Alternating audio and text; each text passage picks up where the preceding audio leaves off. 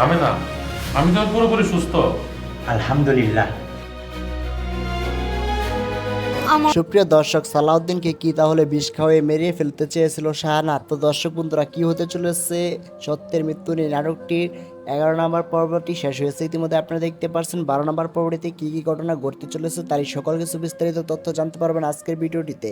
তো আজকের ভিডিওটি একটু স্কিপ না করে সম্পূর্ণ দেখতে থাকুন। আর যদি আমাদের চ্যানেলটিকে সাবস্ক্রাইব না করে থাকেন তাহলে অবশ্যই আমাদের এই চ্যানেলটিকে সাবস্ক্রাইব করে পাশে থাকা বেল আইকনটি বাজিয়ে রাখবেন। তো দর্শক বন্ধুরা, আপনারা দেখতে পাচ্ছেন ইতিমধ্যে ইগল ড্রামা সিরিজ ইউটিউব চ্যানেলে 1 থেকে 11টি পর্ব আপলোড করা হয়েছে সত্যের মৃত্যু এই নাটকটির।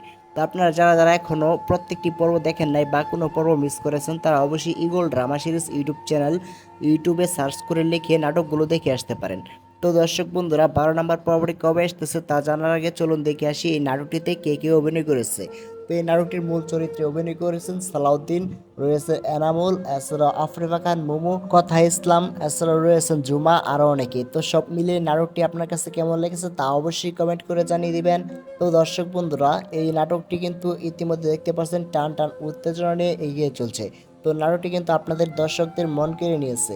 তো নাটকটি আপনাদের কার কার কাছে ভালো লাগে, রমজান মাস উপলক্ষে এই ইসলামিক নাটকটি আপনাদের কাছে কেমন লাগতেছে তা অবশ্যই কমেন্ট করে জানিয়ে দিতে পারেন।